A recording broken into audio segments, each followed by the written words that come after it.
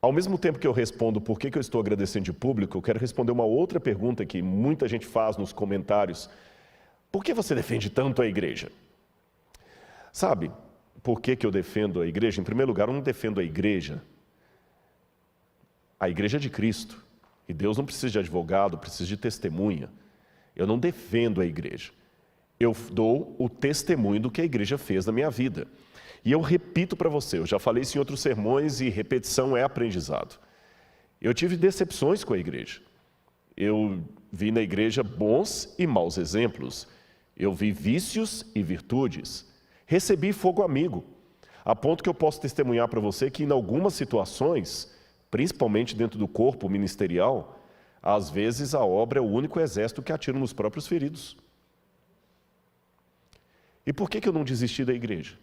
Por que apesar de todas essas experiências negativas, eu falo bem da igreja?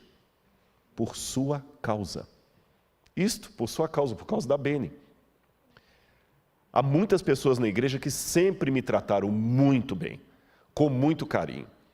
E eu aprendi algumas coisas na vida. Em primeiro lugar, eu não vou ser oculista de remela.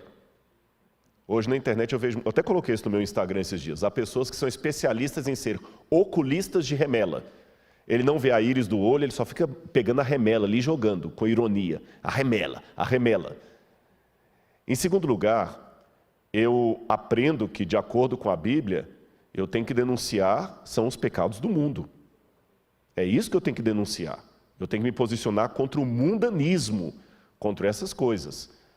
Agora, ficar só detonando com a igreja, que é a menina dos olhos de Deus, é um pouco perigoso. Sabe por quê? Eu vou dizer você por quê. E eu estou tomando o exemplo da Bene aqui apenas para criar o quebra-gelo do que eu quero dizer nessa introdução aqui. Se você cortar toda a floresta, é a segunda coisa que eu aprendi, eu falei, eu não quero ser oculista de remela, e eu também não quero cortar toda a floresta por causa de algumas árvores podres.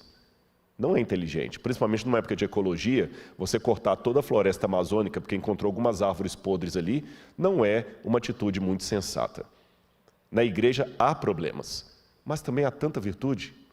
Se eu colocar numa balança as decepções que eu tive com a igreja e os acertos que a igreja teve comigo, pode ter certeza, meus irmãos, podem ter certeza. O prato do acerto é muito maior do que o prato do erro. E antes que alguém fale, é fácil para você, Rodrigo, você é o cara da Novo Tempo, você é da televisão. É lógico, eu sei, eu sou muito franco naquilo que eu penso. Eu sei que em muitas situações as pessoas gostam do personagem. O Rodrigo Silva do Evidências é um personagem. Quando eu digo um personagem, não estou dizendo que eu sou falso. Eu quero dizer que é um personagem naquele sentido. O advogado, quando ele está no tribunal, ele é um personagem, é diferente do advogado quando está em casa carinhando o filho dele, ou dormindo com a esposa dele. Eu não acordo falando com voz impostada. Não acordo, já pensou? Bom dia, é um prazer estar aqui mais uma vez, não é? Vocês entenderam? Mas a despeito de eu saber que muitas pessoas acabam mirando no personagem, essa igreja que eu estou dando testemunho para você, cuidou do ser humano por detrás do personagem. Eu me lembro, quando eu estava, por exemplo, na colportagem, lá em Belo Horizonte, eu colportava, e para quem não sabe o que é colportagem, é, em outras palavras, vender livros de porta em porta para fazer duas coisas ao mesmo tempo, ganhar o seu ganha-pão e pregar o evangelho através de bons livros que as pessoas compram. E eu, no meu caso, queria pagar a minha faculdade. E tinha uma irmã Anália, já faleceu, que ela já era idosa naquele tempo.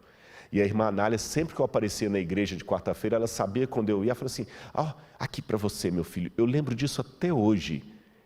Ela chegava com um pacotinho assim de papel, um saquinho de papel, e ali dentro estavam um sabonete Gessi e uma pasta Colinos, daquela amarela, que toda vez que você escova o dente, você tem sonhos e visões. E me entregava um dinheirinho assim, aqui, filhinho. Eu não sei dizer qual o dinheiro, porque eu estou falando de 1990, 1989, ainda era o plano cruzado ainda, nem lembro qual era o dinheiro do Brasil na época, não era o real, era cruzeiro nessa época. Mas seria, se eu fizer uma conversão para hoje, é como se ela chegasse com 50 reais. E ela me entregava assim, aqui ó. E eu agradecia e ela falou assim, estou investindo no futuro ministério. Deus vai te abençoar, meu filho. Se eu disser que a igreja não presta por causa daqueles que me apunhalaram, eu estou dizendo que a irmã Anália não presta. Você percebeu como é que isso é grave? Por isso que eu falei, meu amigo, desculpe. Se você está seguindo pessoas na internet que amam ser médicos de remela, desculpe, esse aqui prefere ser um oculista da íris. Não estou negando que a remela exista. Mas para que eu vou ficar preocupado com o espinho se eu tenho a rosa para cheirar? Não sou alienado. E antes que você fale assim, é vendido, é porque você trabalha para a associação, meu amigo, desculpe. Eu tenho 2 doutorados, e um pós-doutorado e 2 faculdades. Em termos profissionais, eu não preciso da igreja adventista. Se fosse profissão por profissão, eu já recebi propostas para ganhar muito mais. Em 2015, recebi uma proposta para trabalhar numa universidade, não vou falar qual, que o sujeito perguntou quanto que eu ganhava na obra com todos os auxílios e queria pagar o dobro para eu ficar lá dando uma aula. Então, não é por questão financeira que eu estou aqui. É que eu faço programa, escrevo livro, dou palestra. Quanto que eu estou cobrando da igreja para dar essa palestra aqui? 0. Bom, a igreja está tendo um gasto comigo, é claro. Eu estou ficando num hotel e estou comendo, porque eu também não posso pagar para trabalhar. Mas eu não cobro para dar minhas palestras. Quando eu dou palestra em igrejas evangélicas, os irmãos falam assim, pois é, mas quanto que o irmão cobra? Não cobro. É um susto. Tem uma irmã batista ali, ela sabe, é um susto quando o pregador fala que não cobra. Eu falei, não, a única coisa que eu cobro são as minhas despesas para chegar até aí. E é lógico, por ser do NASP, tem então uma burocracia para me levar, porque são muitos convites, eu não consigo atender nem 1% dos convites que eu recebo, então não é comigo, por isso que não adianta mandar e-mail para mim, é com o NASP, tem uma burocracia, porque é muita gente para atender. Vocês perceberam? Então não venha jogar na minha cara que eu sou vendido porque eu sou funcionário da associação, que você está me ofendendo. Eu acho que eu tenho um pouquinho de inteligência para poder sobreviver financeiramente melhor do que na igreja adventista. Então, meu irmão, se eu estou aqui, não é pelo salário. Se eu estou aqui, não é porque eu estou vendido como funcionário da igreja, nem porque eu sou alienado. Eu estou aqui, sabe por quê? Porque eu amo Jesus. E ele falou para mim a mesma coisa que falou para Pedro. Quando te converteres, apacenta as minhas ovelhas. Ai de mim se disser não para esse chamado. Então, com todo respeito, eu sei que até alguém falou, você estava bravo esses dias. Estou bravo mesmo, porque há uma ira santa às vezes. Eu vejo alguns até que se dizem da igreja com frases de ironia na internet, que cada um lê como quiser. Uma teologia lá, Renato Russo, que diz tudo e não fala nada. Sabe, Renato Russo? Falava só de deprê e não falava nada. Ou só aquelas frasezinhas, desculpa a expressão, tipo o padre Fábio de Mello, que vai lá e só fala aquelas coisinhas bonitinhas, mas eu já falei com os católicos, se eu fosse católico, eu não me sentiria representado por ele. Porque ele não tem coragem de falar na TV o que a igreja católica pensa sobre a homossexualidade. Só fala de aceitação, aí é fácil. Eu vou à igreja batista, presbiteriana, metodista, falo na USP, falo em lugares de ateus, de evangélicos, católicos, mas eles sabem que quem está indo ali é um adventista do 7º dia e que tem ideias diferentes. Eu não escondo quem eu sou. Eu aprendi a discordar com classe, por isso que eles continuam me chamando. Mas eu não nego a minha identidade, nem tenho vergonha dela, falando apenas as verdades que agradam, para não receber dislikes nem lacração na internet. Então é um recado dado, sim. Estou dando recado, porque eu sei que tem muita gente assistindo e eu tenho uma obrigação com Deus de pregar a verdade. Então, meu amigo, eu sei que a igreja não salva, mas aquele que salva manda eu ficar na igreja. Esse preâmbulo aqui ele é necessário porque o tempo pede esse tipo de discurso. Há muitas pessoas hoje que estão achando que a igreja é um detalhe, uma coisinha besta. Não é. Quem fundou a igreja foi Jesus. Você está querendo saber que é mais do que ele?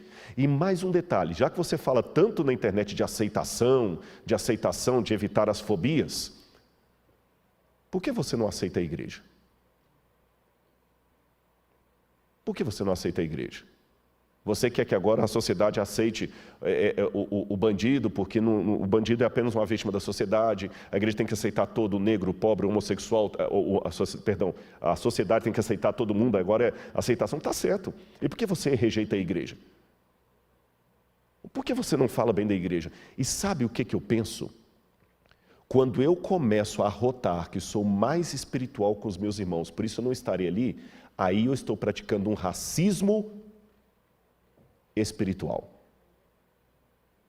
Porque o que o racista social faz? Eu não vou entrar no mesmo elevador que a empregada doméstica. E se alguém filma, curioso, né? Se alguém filma um desses racistas sociais destratando um motoboy, todo mundo se posiciona. Que absurdo! Que absurdo! Ele tem que entender que o motoboy é uma pessoa como ele. E eu concordo, tanto é que eu coloquei uma observação dessa no YouTube. No YouTube não, no Instagram. Agora, quando é para lidar com os irmãos tão pecadores como ele, aí ele toma a mesma posição do racista que ele questionou. Ele não quer se misturar com essa gentalha. Quando você fala que não quer ir à igreja, que tem problemas demais lá, sabe o que você está dizendo? Eu sou bom demais para eles. Esse que fala para vocês, sem nenhuma demagogia, nem falsa piedade, conhece os pecados que ele comete. Esse que vos fala, conhece as falhas que ele tem. Esse que vos fala, conhece quantas vezes precisou correr para a cruz do Calvário para pedir a Deus perdão dos meus pecados. Por isso, talvez por isso, por me sentir tão indigno, eu me sinto tão bem na igreja com pessoas indignas. Porque, na verdade, eu sou uma delas. Anote isso aí.